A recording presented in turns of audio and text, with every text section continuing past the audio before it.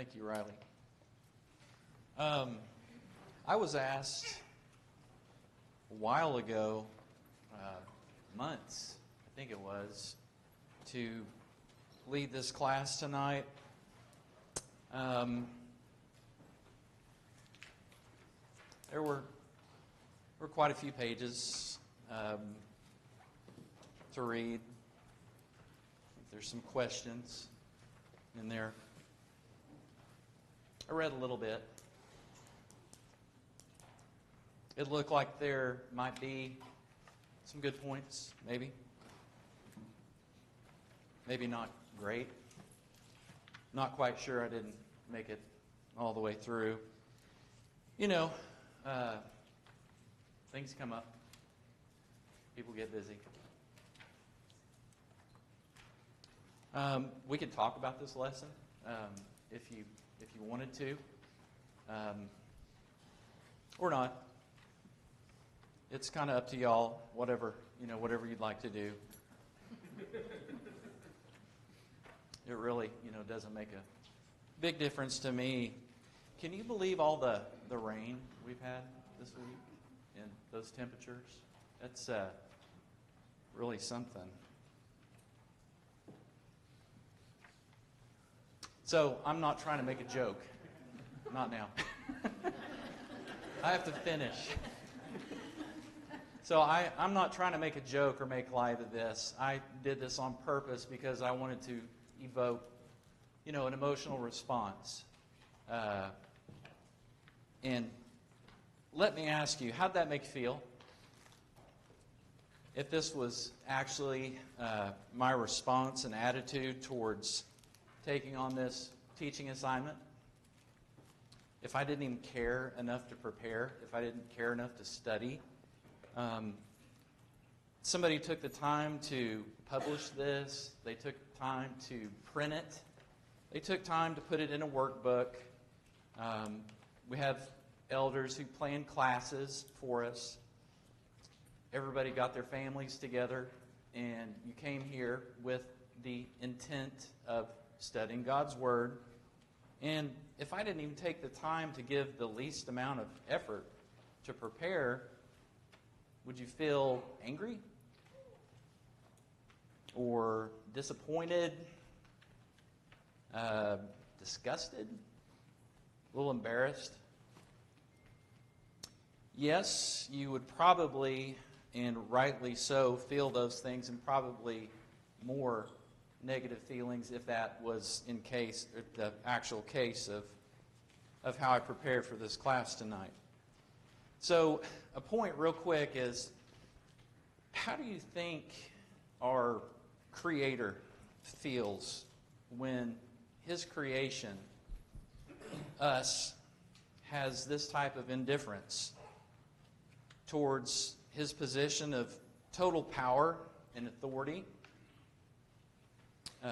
toward His perfect Word that He delivered to us, word by word, and preserved all of this time to our benefit and salvation of our eternal souls, or even towards His Son, Jesus, who freely left heaven, came to earth,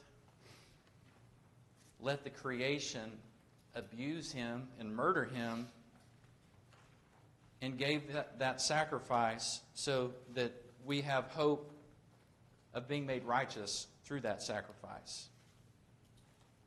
I just wanted that to be in our minds before we got started.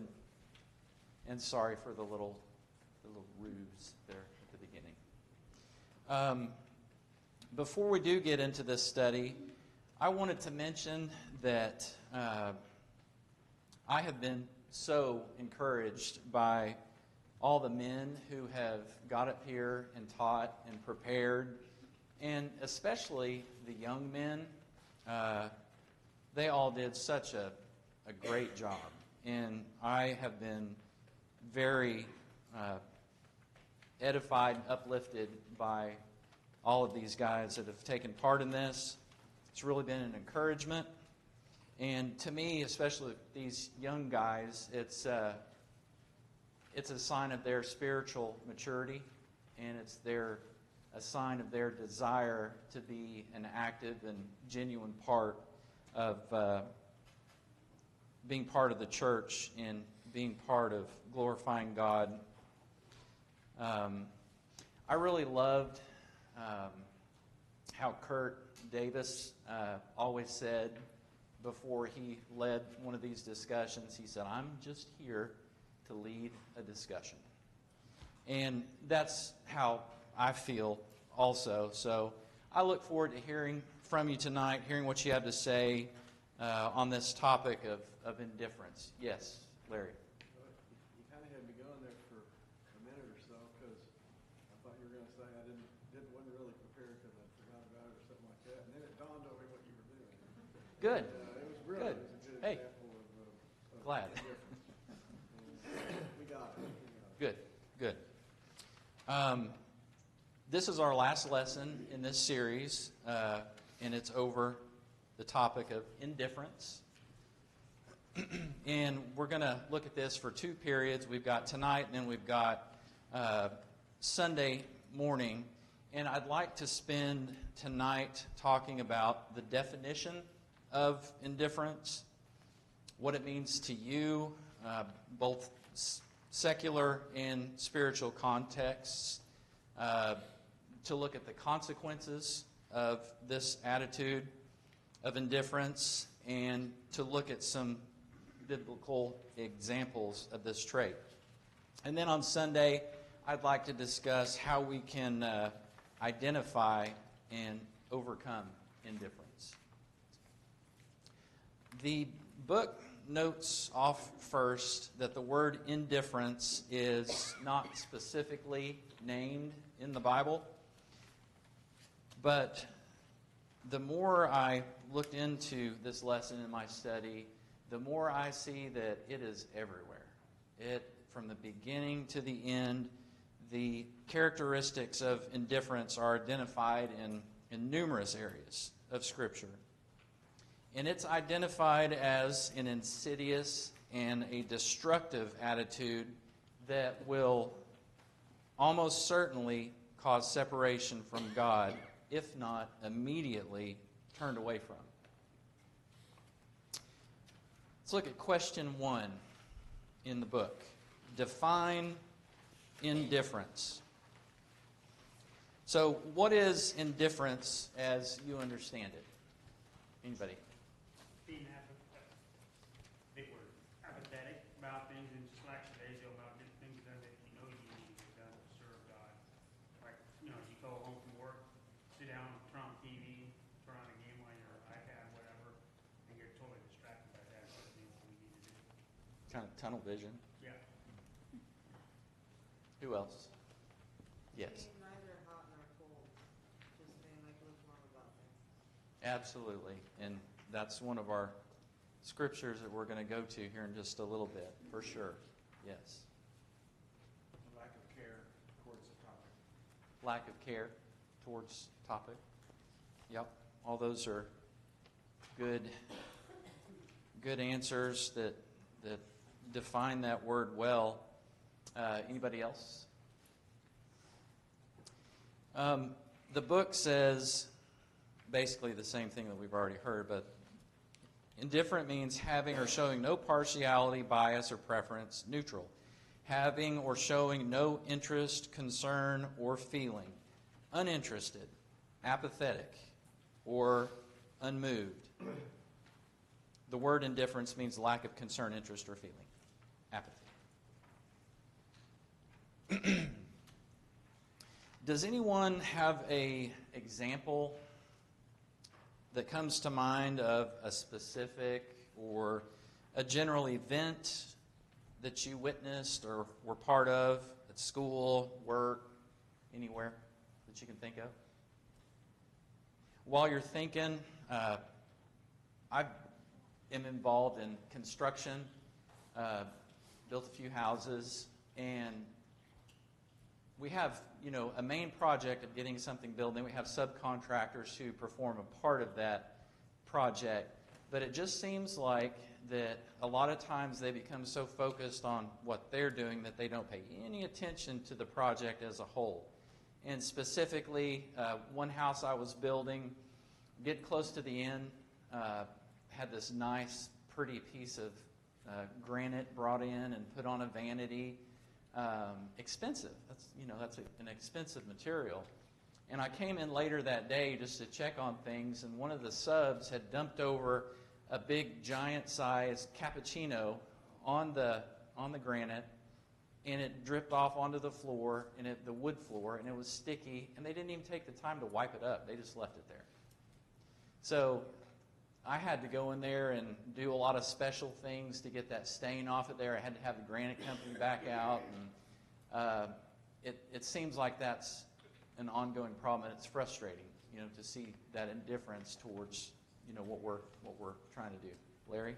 Yeah, I would say in a general spiritual sense, and there are areas like you're talking about too, but definitely in a spiritual sense, that's one of the biggest problems in the world today is indifference. People are indifferent toward religious things. People are indifferent toward worrying about their soul. They're just indifferent, and no, I'm not going to do that. I'm not going to study my Bible. No, I'm not going to go to church. No, and it's going to cause a lot of people to lose their soul. Oh, absolutely. And we're going to shift gears into that spiritual indifference here in just a second for sure. If you don't realize that you're lost, what's the urgency to do anything about it? The old frog or lobster in a pot, or frog in a pot, it'll sit there while the temperature gradually rises until it's cooked, and it never sees the urgency to get out of that situation.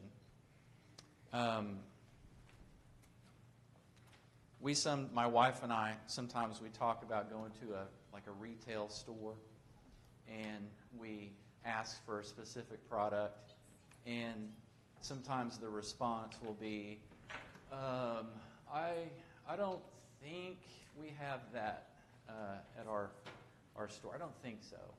And we kind of wait because we're thinking, okay, well, the employer probably wants you to dig a little deeper and say, I don't know if we have that. How about I look that up and find out if we've got that in stock? And if we don't have that in stock, here's a place that you can get it. Here's what the cost is. You want to phone? See, there's so much more that we can do. And instead of just leaving it and not having any kind of passion about it. Why is indifference a negative human trait, in your opinion? Because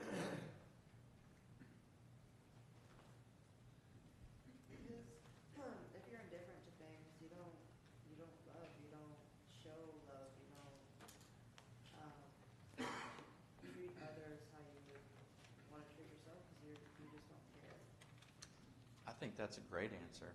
Yeah, you're focused on self. That's right. Scott? Well, it breeds itself. If, you're at a workplace and working with others and they don't care, well, eventually you're not going to care. So it breeds itself, and especially in a congregation of Christians, if the leaders don't care or the teachers don't care and they're just indifferent on whether people show up or not, do their lesson or not, and there's no compassion, it's not good. Let's put it that way. And with people of the world, there are some people that are indifferent about a lot of things, and there are some people that are compassionate about some things. I would rather be with someone that's compassionate, even if it's in your teaching them. It can be the wrong directed compassion, but if you teach them the truth, they're going to be compassionate about it. And There's something there. There's something there. If you have somebody that's just, I don't know, maybe I don't care. I know I need to do that. There's nothing there to work with. Nothing to work with. Keaton? This applies both to work life,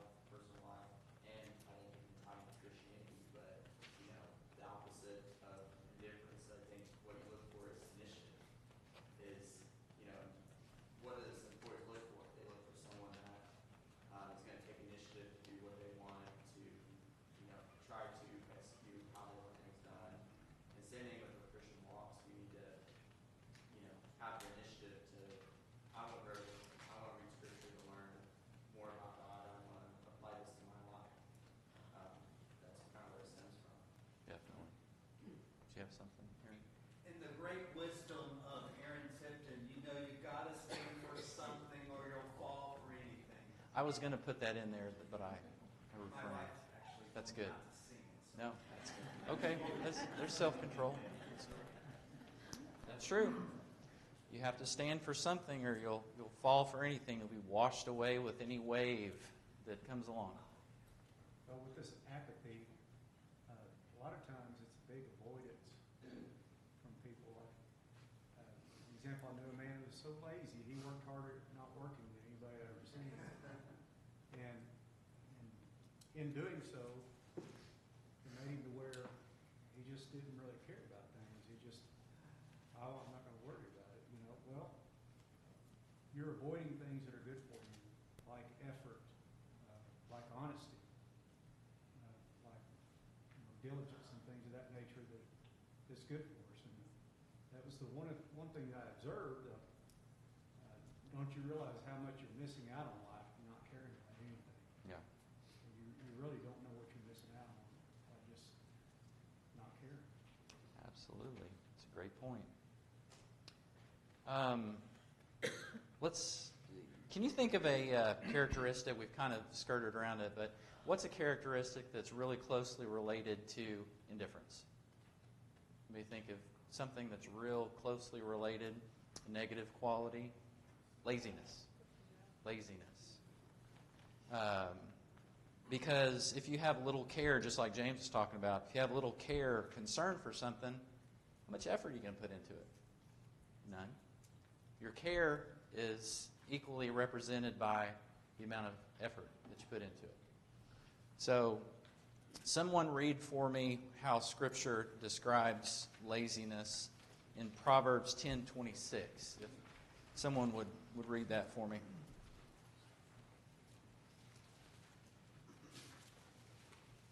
As vinegar to the teeth and smoke to the eyes, so is the lazy man to those who sin. Smoke to the eyes and vinegar to the teeth. If you've been around a campfire before and that smoke is stinging your eye, it's terrible. You want to get away from it. There's not much really worse than that. So definitely something we shouldn't have anything to do with in our personalities. Those of you who are interested in sports, participated in sports, even coach sports, what is the most frustrating thing to see out there on the field or the court? Lack of effort. It's horrible. I mean, when there's no effort, when there's no desire, players are just going through the motions. You want your team to care. You want them to get fired up. You want them to give it 110%. Leave it all on the field. I think we can all relate to the importance of having this attitude towards whatever we undertake, to give it everything. Whatever your hand finds to do it with might. So that's the opposite of indifference and laziness, like Keaton said. Initiative to act. So, shifting gears, let's apply this attitude of indifference more focused onto indifference towards God or indifference towards our lives and responsibilities as Christians. Can someone kind of give a more focused definition of indifference towards God? Stepping away, basically, not showing up when you need to show up. Okay. The service maybe, or not, not studying your homework, basically, lack of a better term. Because I think what happens is that we get apathetic on our studies and the things we need to do as Christians to support and rebuke and whatever, all the things that need to be done. And I stop doing it. If I stop doing it and do it for a long period of time, it's going to be much, much harder for me to get started back up to do it because I have become so apathetic and I'm at risk of losing my soul.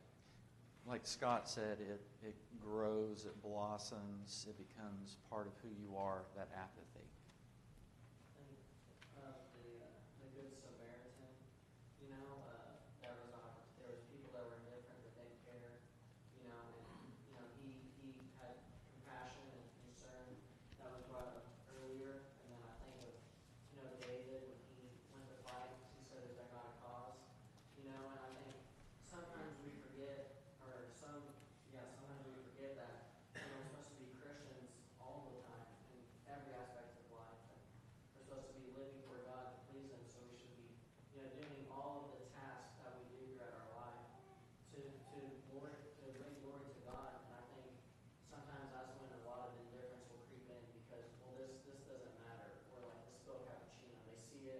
they didn't spill it, but that's not my problem. Well, it is your problem. You saw it, so clean it up. You know, and I think that's how we should be when we see people in sin. We see, you know, we have a lesson that we have to do. You know, we need to pray. It's all those things matter. And you know, if we lessen those little things in our lives, indifference grows. Great point. And I know that Jesus expects that from us in that specific parable about the Good Samaritan, because after he gave that parable and he asked them, he said, which one of these people showed love? And they responded, obviously, the one who showed mercy towards the injured person. And Jesus told them, go and do the same. So we're commanded to not have that indifference. So we know that that's expected from us. Tyler? I think if we are honest with ourselves and we wonder how God feels about indifference, if we've ever had a relationship with someone in which they didn't like us and they were mad at us, and we were trying to figure out why, and maybe that was an ongoing effort, even in those moments, you were at least glad that that they cared enough to not like you.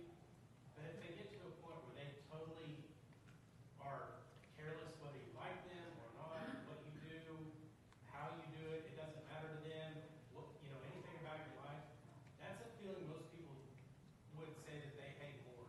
They would rather than have a feeling towards them. And I think that that's the same way and when God talks about a relation, that if there's some type of passion there, whether it be love or hate, the indifference to someone is the most perfect thing. I mean, that's the true opposite of love is Ambivalence. is apathy or indifference. That's the most, nobody likes to feel. No, and some of these things we're talking about are coming up before I got there, but it's really appropriate to bring it up now, talking about the brother in Hebrews, the 4th chapter, or the 6th chapter, verse 4 through 6, and it talks about the person that at one time knew the truth, participated in the truth, was part of the blessings that come from being part of the truth, and then they turned away or became cold or indifferent. Nothing else is going to reach them, because the sharpest thing that can cut, which is the word, doesn't penetrate. So there's nothing else left.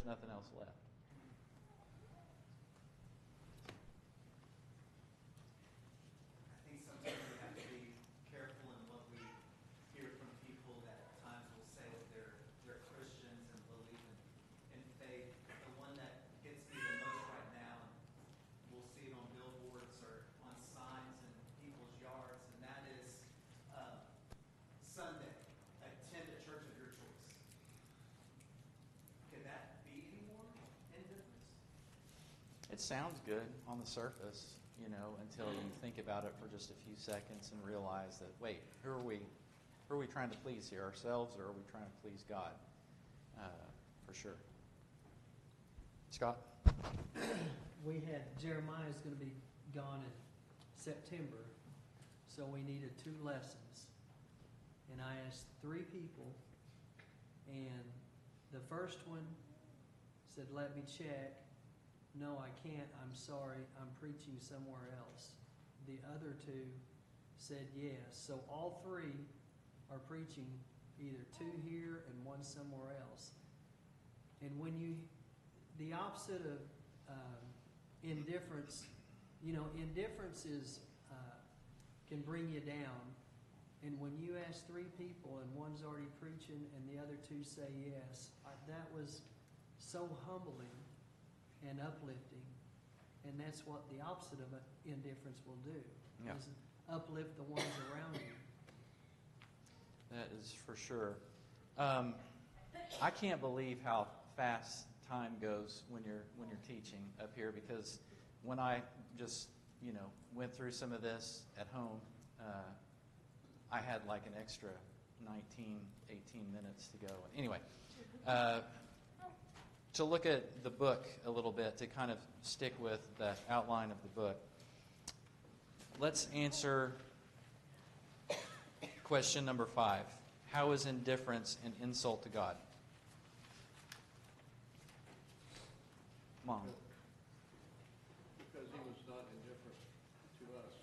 You're not my mom. Go ahead, Larry. Go ahead. I say because he was not indifferent to us. That's right. He cared. He gave us a plan of salvation. Gave us his son. Mom. In view of what God has done for us, Titus 2 and 14 says, He who gave himself for us to redeem us from every lawless deed and to purify for himself a people for his own possession, zealous for good works. In view of what Christ has done for us, how can we be indifferent? We should be, like it says, zealous for good works. That's how we need to be. Indifference should not even be named. And in Romans 12, in fact, Romans 12 and 11, it says, never be lacking in zeal, but keep your spiritual fervor serving the Lord. The depth and the scope of what God has done and has promised to do and has done and will continue to do is just, you can't even put words to it. And for God to see us brush that aside completely, just like we were talking about earlier, where it's spewed out, neither hot nor cold. It's disgusting. And that's our first point in the book. How do we know that indifference is disgusting to God? We've already touched it, but someone read for me Revelations 3:16 through 19 when he's talking to the church at Laodicea. Jason, Yes. also it's an insult to God because He has given us proofs that He is, and we don't care about those proofs. That's why it's an insult. It's an insult. Absolutely. Absolutely. Or when they chose to worship idols made by hands of men as opposed to the creator of all things. Insult. Aaron, did you have a question? Or comment?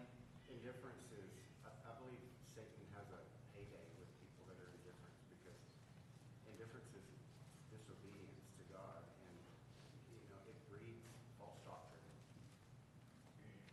Absolutely. I mean, you can think of many false doctrines that, and I've talked to people that have admitted that they teach false doctrine, but they are what they are because they've been that for 40 years and they're not changing. That's right. And they're just very indifferent people. Before we move on, does somebody have that verse for me? We can read that. Go ahead. You said through 19? Yes, 16 through 19. So then, because you are lukewarm and neither cold nor hot, I will vomit you out of my mouth. Because you say, I am rich, have become wealthy, and have needed nothing. I do not know that you are wretched, miserable, poor, blind, and naked. I counsel you to buy from me gold refined in the fire that you may be rich, and white garments that you may be clothed, that the shame of your nakedness may not be revealed, and anoint your eyes with eye salve that you may see. So if you're no, that's good. So if you vomit something out, how much acceptance? How much do you want to keep that with you? If you're retching, if you're sick, if you've ever had food poisoning, how much do you want to put that back into your body? Well, exactly. I think that's the idea. And it's disgusting to God. I think that's exactly what we need. That's why we have that kind of imagery. Spew it out, vomit it out. That's how disgusting it is. And I think that parallels to the whole idea that, Paul's talking about in 1 Corinthians chapter 5, 1 and 2, when, he's talking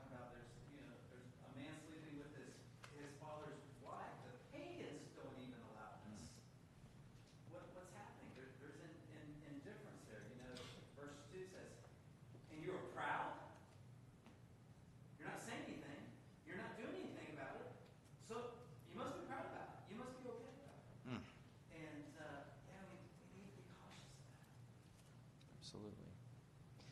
Go along with the book. So we see that it's disgusting to God, of course. Go along with the book. The second point identifies as a consequence of indifference in the church as a discouragement to brethren. That leads us to question number 7. Why is a Christian's indifference a discouragement or could be a discouragement to his brethren? What did you put on that one?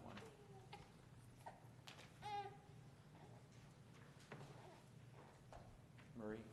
Well, we influence one another whether we realize it or not, and it can lead to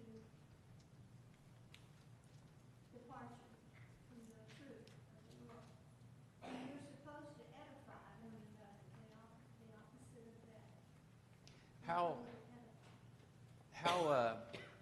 built up will you be if the people around you are apathetic?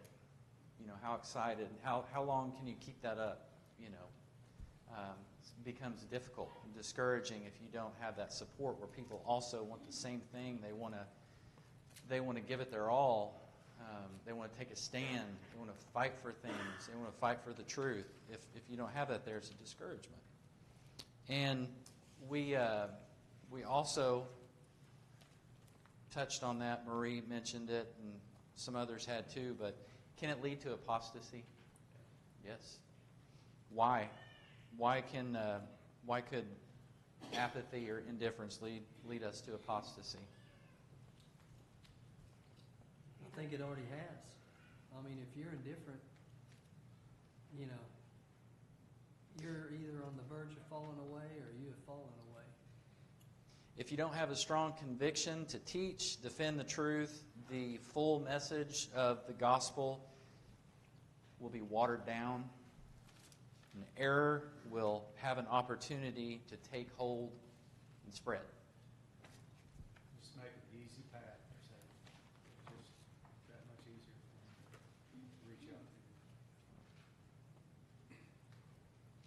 It's also discouraging, I think, to be around someone and not know where they stand. You've been around someone like that, you don't really know what they stand for. They don't really, yeah, I like that. Yeah, I like that too. Yeah, I like that. You don't know where they stand. If they go along with anything, you can't count on that type of a person because they have no foundation. And I think that it's better for someone to be passionate or at least to show what they are actually feeling or what their belief is, because then you can identify it. And then you have two ways you can go with it. You can restore them, or you can identify and get away from it because you know that it's a danger to the rest of you. If you don't know, it can just stay there and run, under the current and spread. Larry? I think, too, the thing about indifference is that it's one of those things that unless you're proactive in your life, no matter what your endeavor is, particularly spiritual things, unless you're proactive and continually add energy towards some end, continually recharge your battery, continually get better, you will become indifferent. You cannot go. It's kind of like a house or something. If you just let it go, you never paint it. You see houses that are just wrecks, and it's because of indifference. It's because of they weren't proactive in putting their life together. That's why we're commanded to study the Bible. That's why we're commanded to assemble with the saints. That's why we're commanded to. That's being proactive. That's putting your best foot forward and becoming more spiritually minded. That's how you don't. If we never assembled, if we never studied our Bible, we'd all be wrecks.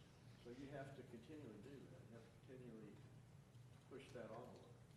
I kind of wanted to talk about that. That's a great point, and I wanted to talk about that next time, next period. But you're right, exactly. And Is everyone always, do you wake up every single day, and you may, I don't know, Aaron may, but the rest of us, do you wake up just charged up and ready to go? And all this, I know. No more coffee for you. But I don't want to say it's acceptable or we should be okay with it, but is that something that is a daily struggle, sometimes more than others, to stoke the flames, to stoke the coals, to bring your passion, to keep focus and not have that indifference? I think that's something that Paul encouraged Timothy to do, to keep from becoming indifferent in 2 Timothy 1, 6 through 7. If somebody else can read that for me. 2 Timothy 1, 6 through 7. For this reason I remind you to fan into flame the gift of God which is in you through the laying on of my hands. For God gives a spirit not of fear, but of power and love and self-control. So he was encouraging Timothy to, fan those flames, with this. And your source of that passion is what? Or what should it be? What should be the source of that passion for us? The Word. The more you put the Word into yourself, the more, I think it can't help but bubble out, because His Word is so full of zeal and how He brought everything into being. And like Larry had mentioned earlier, it's because God cared. You start looking at the things that He's done for us. And, if you start to feel sorry for yourself, you start to go down that. Janae. That's okay. I was just thinking the love of God. When we love someone, I love Boston with everything, and so I'm going to find out what her favorite snacks are. I'm going to find out what her favorite, and so that drives me to care for her. And so it's the same. If we love God, we're going to be seeking out everything He wants, and we're going to, that's going to motivate us, and that's what should motivate us is the love of God to see what He desires and what He wants from us. Good point. Anybody else? Yes. I keep on thinking about James chapter 2, verses 15 through 17. And we know James chapter 2, verse 17 very well. That's also faith by itself, if it does not have works, is dead. Mm-hmm. And so what's the, as we've been talking about, what's the easiest way to lose our faith? Not acting in our faith. Not doing what we are to do in our faith. And James chapter 2, verses 15 and 16 really talks about that. You see a need and you do nothing. Well, same thing. Your faith is nothing if you're not living it and doing it. Same book, when he looks into the mirror and he sees himself, and then as soon as he walks away, he says, let's see, what kind of a man was I? Because you're not involved in actively pursuing that. We'll take up with the third point in the book of the consequences of indifference. God's house is abandoned, and go from there on Sunday.